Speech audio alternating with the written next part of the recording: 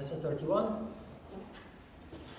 We start a whole new subject, quite extensive subject, the last big subject of the course.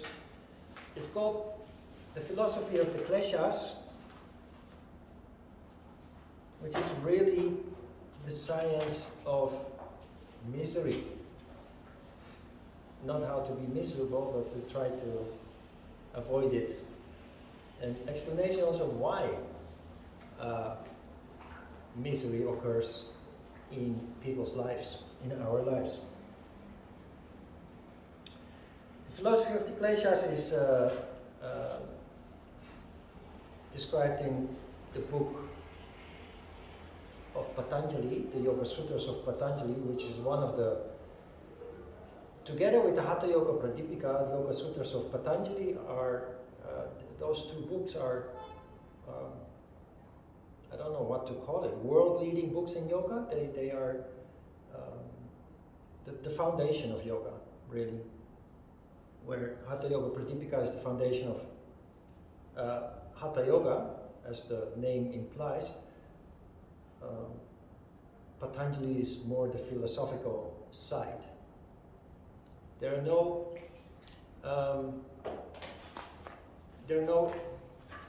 asanas, for example, in the Yoga Sutras of Patanjali, although he mentions them.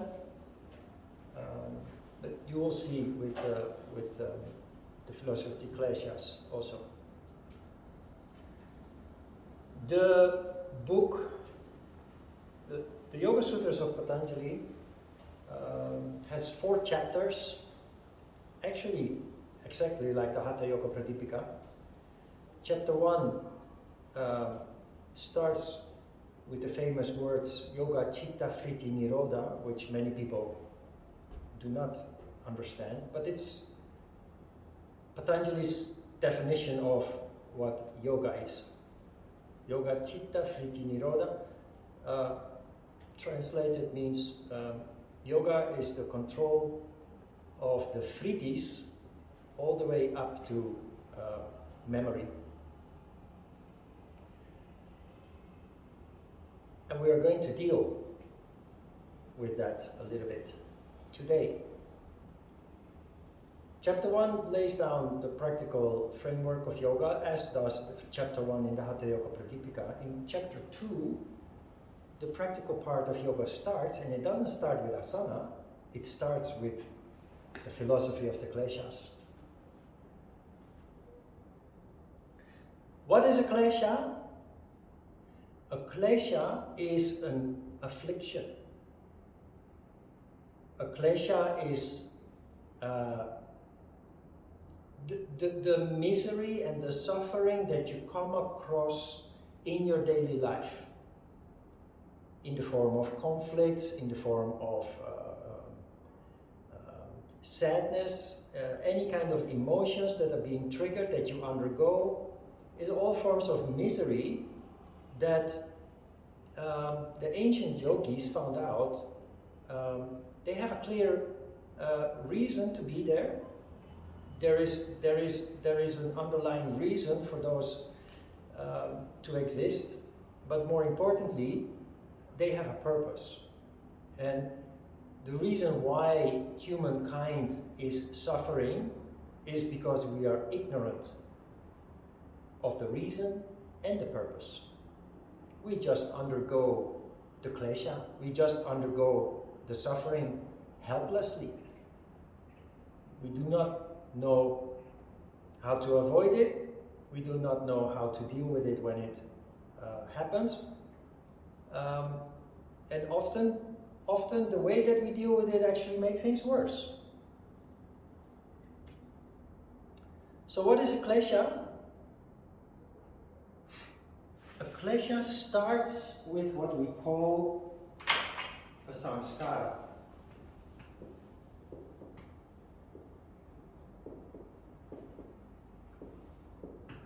A samskara is an impression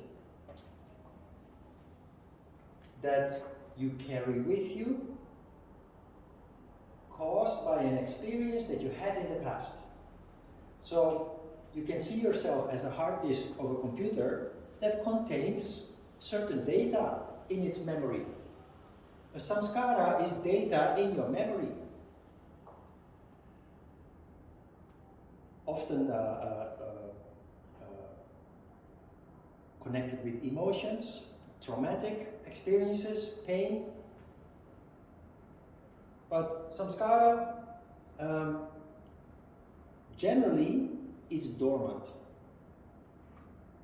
It doesn't manifest until it is triggered. What triggers it is something in your environment. You come across a person that does something or says something that triggers the samskara, that awakens something in you because it resembles that pain from the past or that experience from the past. And that is when it manifests. And it manifests in you reacting in a certain way that is based on that emotion. So samskara is generally dormant until it is triggered. When you understand this, you understand why every individual acts and reacts differently in the same situation. For example, if I punch Emma, she may just smile and say, well, that was not really necessary, was it? Well, if I punch Marta, she may get up and strangle me in a rage. And Barry may have a completely different approach, maybe somewhere in the middle. Or why is it that we react different to the same situation? That is because we are differently wired, we are differently conditioned. And the difference you find in past experiences.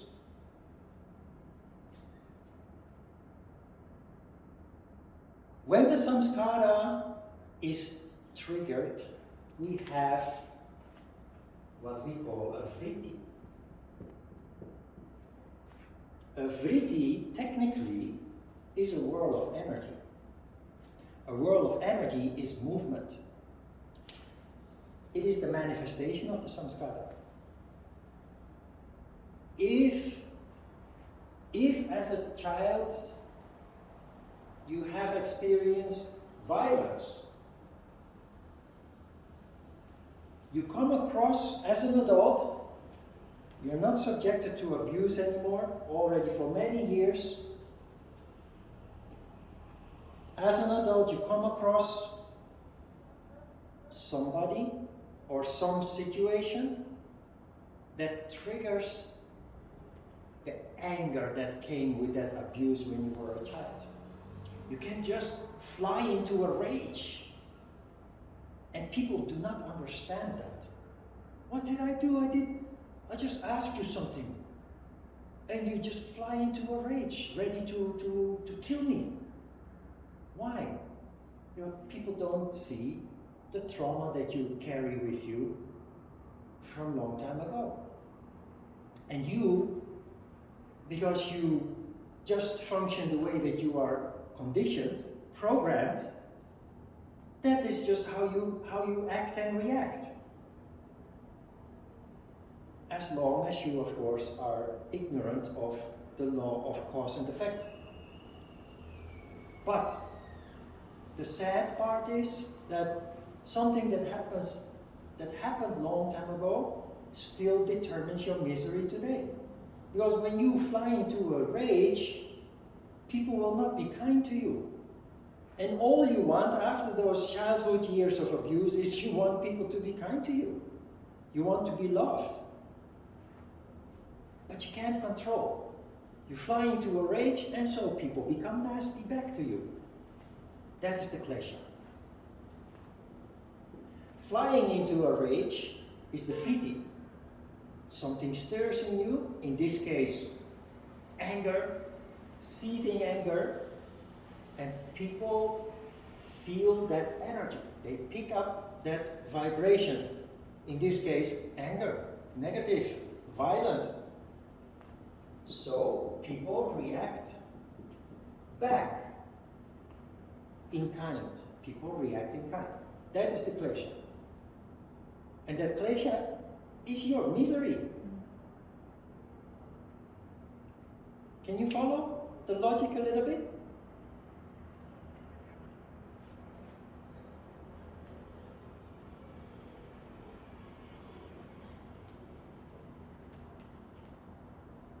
It explains so many situations from my life, I would say. Like, I really follow, this pattern is like, it happened to me so many times that I just, I react with anger to something because something triggers me, and then, people just react back, right? Yeah. So, this is it. Yeah. Can you imagine? When you were a child, you were abused. That's very traumatic, it's very painful. At some point, when you get older, you're not being abused anymore. You try to live a normal life, you go to school, you grow up. But you find it very difficult to make friends. Why? Because every time you are with other people, in an inexplicable way, in ways that you don't understand yourself, you become angry. You become angry with people. And you don't know exactly why. But the thing is, you become angry, and these people don't understand why. Why is she acting like that? I didn't do anything wrong. So they react back to you in an unfriendly way. You think you didn't do anything wrong because you do not realize yet that your anger or your irritation is related to something that happened 25 years ago. For you, it is just something normal. You don't realize that it's not normal to act and react, to behave like that. So the samskara is the unconscious memory of the abuse of the past. You carry that with you.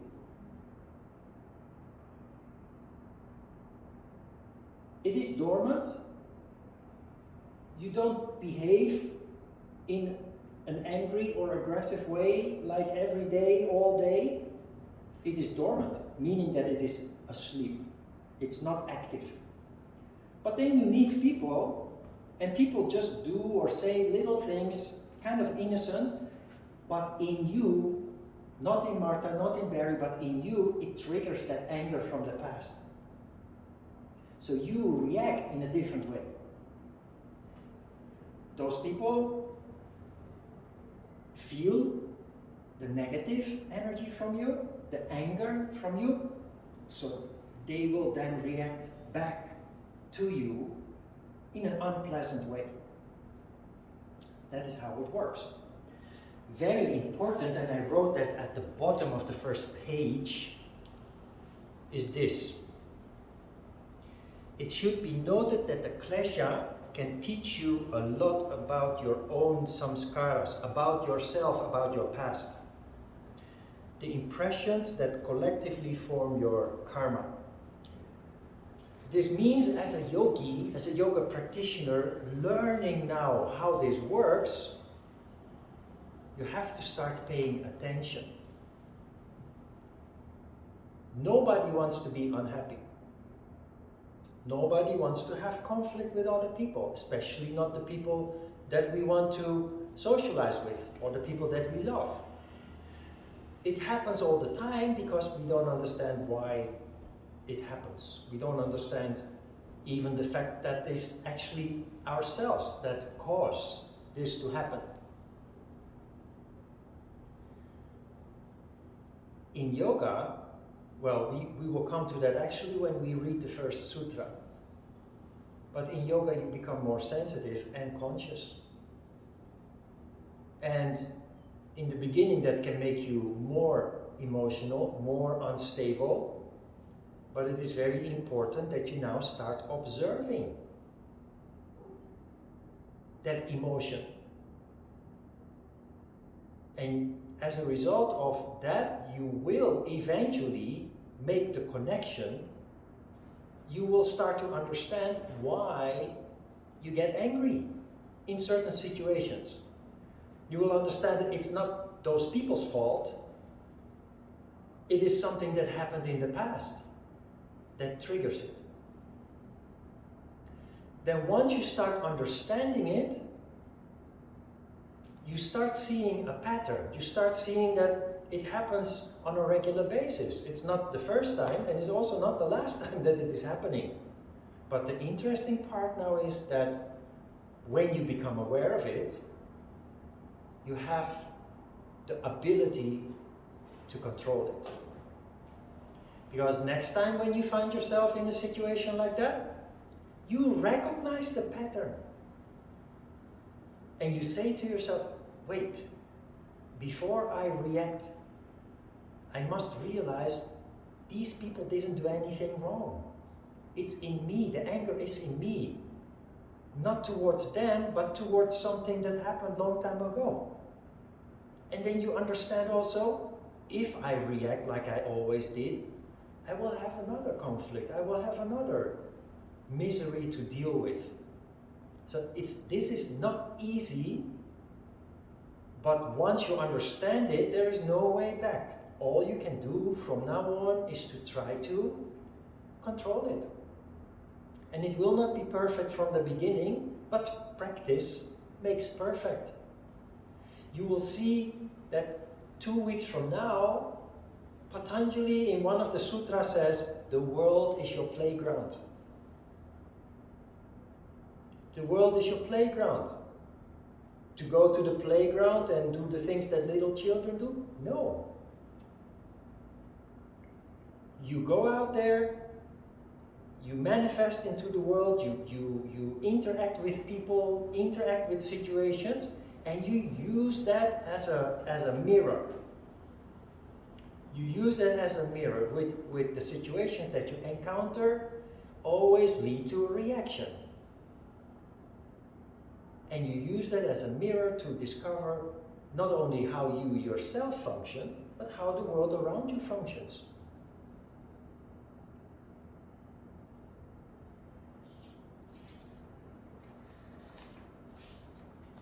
Sutra 1 of chapter 2, Yoga Sutras of Patanjali.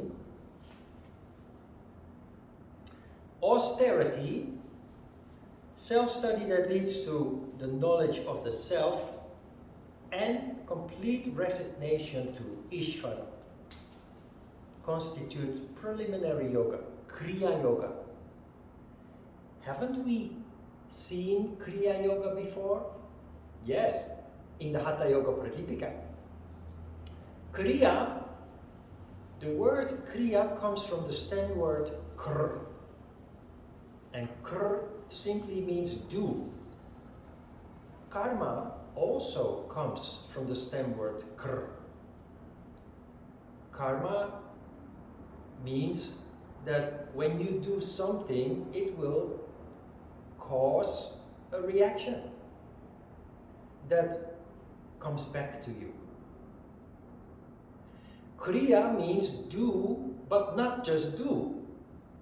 That is what we have done all our lives, and that is why we ended up in misery. Kriya means doing consciously. In this case, actually what is described here, and most people do not understand. But Patanjali here explains what yoga is. Because the purpose of yoga is not, as you mentioned just before, a beautiful body or dieting, or the purpose of yoga is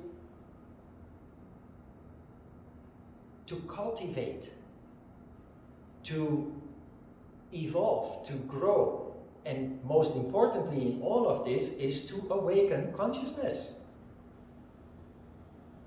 To help us out of the darkness of ignorance into the light of knowledge. And it starts with the practice of austerity. What is that supposed to mean? Well, every little exercise that you do in yoga is an act of austerity.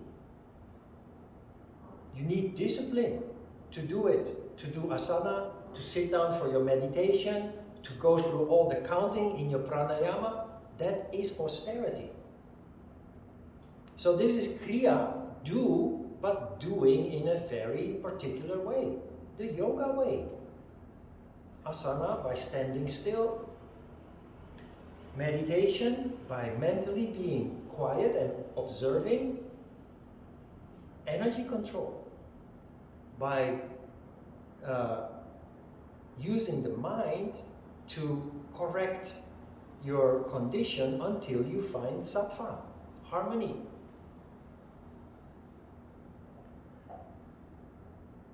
When you do that, it leads to the second step. Self-study that leads to the knowledge of the self with a capital S.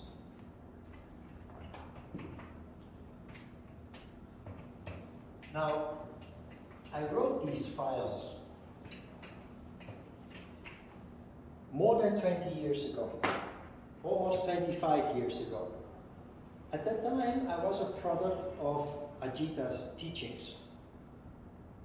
Now, Ajita took this relatively literal, saying that study of the self means that you must study yourself. And I came to realize that that is not how it works.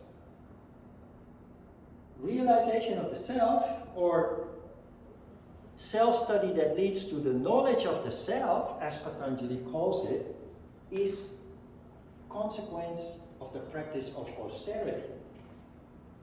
So austerity, that is Patanjali's way of describing the practical aspect of yoga.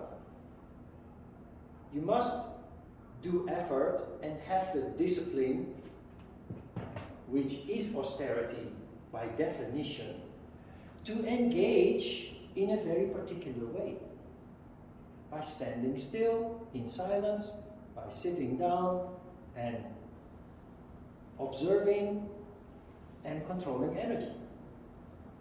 When you do that, your energy household takes on a certain quality that allows energy to rise up, that leads to consciousness awakening, and naturally that leads to self-study. Every yoga practitioner, when practicing yoga right, leading to energy rising up, automatically starts reflecting on the self. Because the self is the first thing we become interested in when we become conscious. The first thing that we ask ourselves when we start becoming conscious is, who am I? Why am I here? And of course, over time, you ask yourself, why am I so miserable? Why am I suffering? Why am I sad? Why am I angry? That is self-study. And it is not something that you can do by sitting down and saying, now I want to study myself. It really doesn't work like that. It is a natural result of you doing yoga in the correct way. The ancient way, the traditional way. But then Patanjali says the third element of Kriya Yoga according to Raja Yoga is complete resignation to Ishvara, to God. We have called that surrender, the fifth Niyama. Now, how does that come into play here? Of course, we talked about this already. Because when you become conscious, you see a world around you that is different from the one that you saw before when you were still ignorant. When you were ignorant, you created your own reality.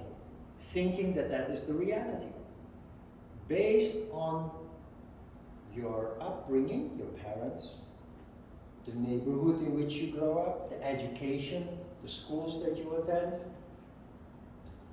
very strong influence, the media, and you think that that's the world. Now you open a whole new dimension that is more realistic, connected with who you are, not what other people told you to be. And of course you will discover good aspects of yourself, good qualities, good personality, good characteristics of yourself in the process that you didn't know about before and nobody ever told you about before. That is nice, of course, and important. But you will also come across unpleasant realizations. You realize that there is a lot of evil in this world. Look at the war going on, based on pure evil and lies. When you're in an ignorant condition, you do not really see that. But it can make you very sad when you start to realize what really is going on. And very importantly, you start also to realize things closer to home, things that you experienced as a child that you were not conscious of before. Conflicts in the family, things that we have done wrong in the past, hurting other people, or things that other people have done wrong, hurting us. Surrender to God means to accept whatever it is that you find, whatever it is that you learn. It is easy to say, I like the good things that I found out, but I don't like the bad things, so let's just ignore them. It doesn't work like that. And surrender to God in a practical way means to understand that there is no good and bad. This is hard to say, of course, when you look at many people, thousands of people dying for no reason than one person's ego and greed. But in the larger scheme of things, in the larger picture, everything has a reason and a purpose. The misery that we have experienced in the past, when we accept it as it is, they actually give us qualities that we would not have possessed if we had not experienced that misery. So misery can go two ways. It can create lifelong suffering as long as we don't do anything constructive with it. Because of ego, we identify with the misery and we just feel sad all our lives because of that. Oh, I am so miserable because this happened to me and that happened to me, but that doesn't get you anywhere. On the contrary, it blocks you from growing and manifesting. So it can go this way, or you make lemons out of lemonade. When life presents you lemons, you make lemonade, as the English expression goes. That means lemons are bitter and sour. Nobody likes the taste of that. But if you do something good with it, it becomes a medicine. The bad things that we experience actually teach us valuable lessons in life. They give us our strength. If we process it and do something with it, as opposed to just passively undergoing the suffering, passively undergoing the klesha. So surrender to God is not a religion, as it has turned into, it means to accept things as they are and to go from there. And you do that in a very practical way. You realize you can't go back in time and undo what happened. You can't change it. You only can move forward. And once you understand that, you want to move forward in the best way possible, the most constructive and positive way possible.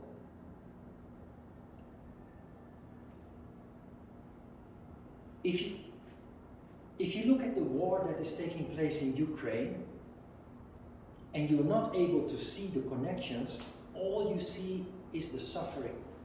And that is horrible. But there is a reason why this war is taking place. It is karma that remains from the Second World War. The Second World War was caused by many other conflicts that happened in the centuries before that. Something is playing out. And this was bound to happen for a long time. But all kinds of forces in the world, political forces, the Western world has tried to contain this potential war caused by Russia by befriending the leader, by allowing them to become part of the economical community that allows countries to become more wealthy, to become wealthier. They allowed Russia to become wealthier. They started buying their oil and their gas and other products, and they exported products to Russia. And they thought that they will naturally become a more friendly country, a democratic country, if they are allowed to become part of that part of the world that is economically thriving. And the opposite happened. The wealth that we allowed them to have allowed them to live out their old dreams, their old frustrations. Putin's frustrations in this case mainly. As a yogi, you start to see that. But what you also see is that this conflict was inevitable because of that. Because the samskara was there, it only needed a trigger, so it was triggered. But also, it will lead to a next development. There are, in the end, good things coming out of this conflict.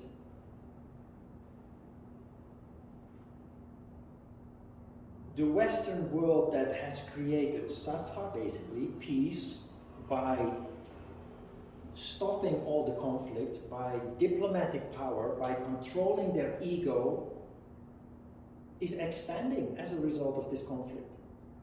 Sweden and Finland were very hesitant for the past, they say the past 200 years.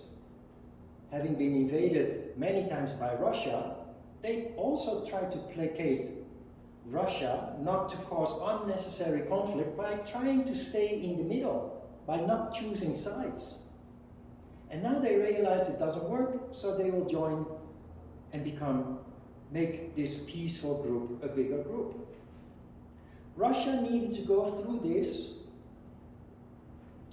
and maybe the next leader will not be democratic, but it will more and more go towards a situation where Russia becomes a part of Europe and maybe even becomes a part of NATO. It will not happen tomorrow, but that's where it's going in the long term. That surrender to God means to rationalize, to see that the misery, the carnage, the destruction, the suffering of the people, that it actually is part of a process, a larger picture, a larger process that is taking place. Surrender to God means to see where it comes from and to see also where it is going. And in the end, you can only see good things. Just like you as a person on a personal level, you are in a process of growth. The world at large is in the same process. If you know history a little bit, you see that there is a constant process of evolution on all levels. And I call it the process of 2 steps forward and 1 step back. Surrender to God means to understand that there cannot only be progress, that there cannot only be good things in life. Because the only reason why we grow is because we suffer each time.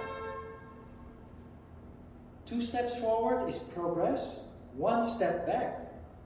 When things are going well, we kind of fall asleep. The world falls asleep too. If you look at Europe, which has been thriving since World War II, they just vowed never ever to fight with each other anymore. After centuries of constant fighting, Europe has been a bloodbath for hundreds of years. The weapons became more and more lethal, more and more violent, and wise people said, hey, we are just on a path of destruction if we don't put an end to this. So let's make friends, let's shake hands, and let's just stop. And let's focus on education, on human rights, on medical care, and not only for us, but also we try to do that for the rest of the world. So they created United Nations, UNICEF, World Food Program, etc.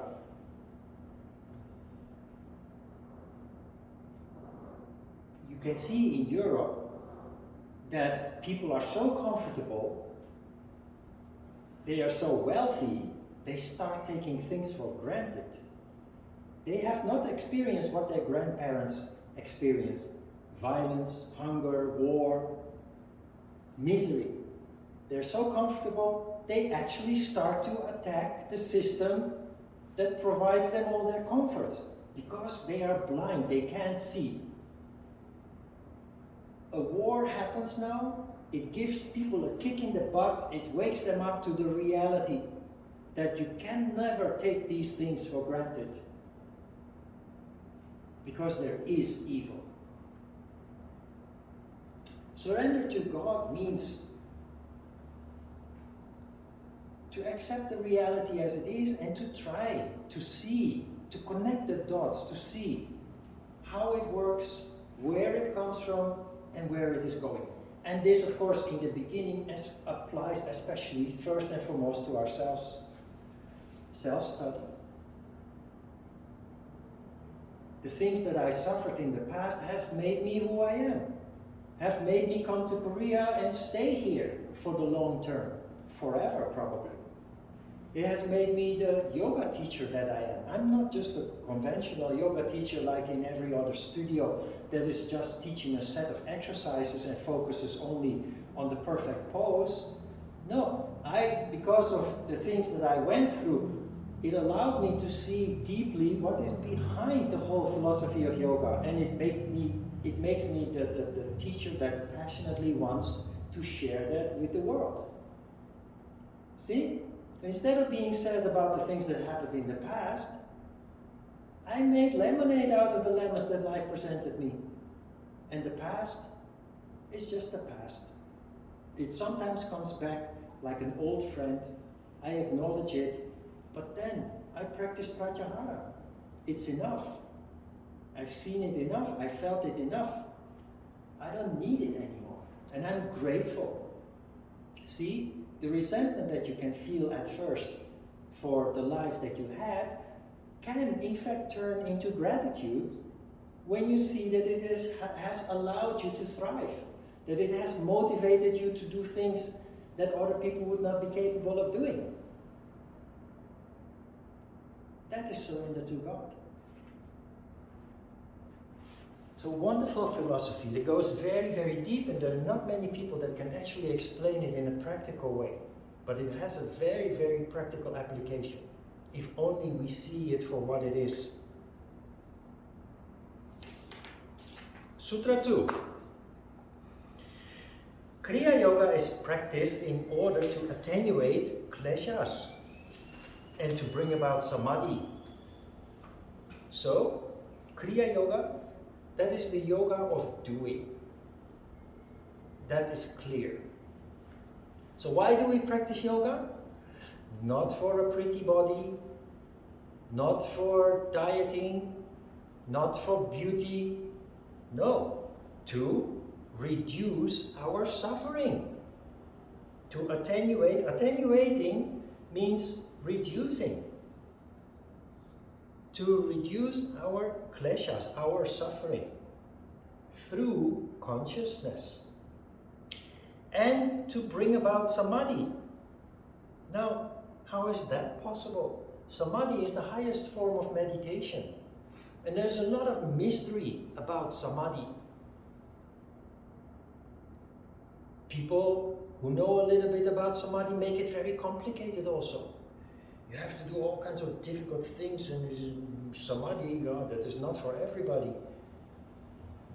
Patanjali here is telling us that Samadhi is in fact a natural consequence of you being able not to be bothered anymore by past misery experiences. And that should make us think twice about what Samadhi really is.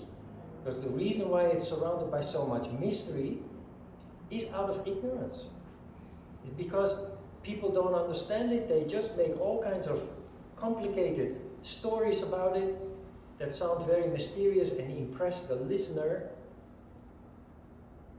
But Samadhi is that state of contemplation that you are in when you are free from distractions, from worries, from pain also, from misery. It's like daydreaming. And of course, Samadhi as an exercise is something that you can build up and that you can give a certain direction. There are 4 different kinds of Samadhi, 4 flavors in fact. But that's only to bring about a certain conditioning. Samadhi is in fact a condition that you have experienced already in life. Spontaneously. When you go on a vacation to a nice beach resort in Greece or southern France or in Thailand or Bali, and just for a moment you forget about all your issues at home, your work, your family, your future, your past. You're just there on the beach, enjoying the sunshine and the sea and a nice meal and maybe a nice cocktail. And just in a moment of sheer happiness of being in that place, you just go completely quiet. And you feel like being in heaven. They call it a paradise for a reason. Tropical paradise, beach paradise. They call it a paradise for a reason. It allows you for a moment to be in Samadhi. The thing is, it's short, it's spontaneous, and the moment that you realize you're in that condition, it's gone. Do you recognize that? That you have this wonderful feeling of being totally, it's difficult to describe it. It feels like being connected with the universe. It feels like being totally thoughtless and empty, and at the same time being full. And you're perfectly happy. And suddenly you realize that you are in that condition. And then it's gone. The moment that you think, it's gone. It happens when you're daydreaming. You sit in front of the window just staring at the sky or the trees, and you feel very peaceful, very happy. And then suddenly you realize that you're sitting there watching the trees, or the people passing by in the street. The moment that you think it's gone, you fall out of that condition. Samadhi, real samadhi, of course, is you work to get into that condition and to extend in the same way that you practice concentration on nada and not allow yourself to be distracted by thoughts or external distractions like sounds or people's activities. And samadhi is no different than that. It's just training yourself to not just get into that condition, but to actually extend it, prolong it. And it is, according to Patanjali, Sutra 2, it's something that actually occurs spontaneously. Good, so far, for now. After the break we will continue, and for the next few weeks we will continue. Questions so far? Okay, and let's have a short break before we start with asana.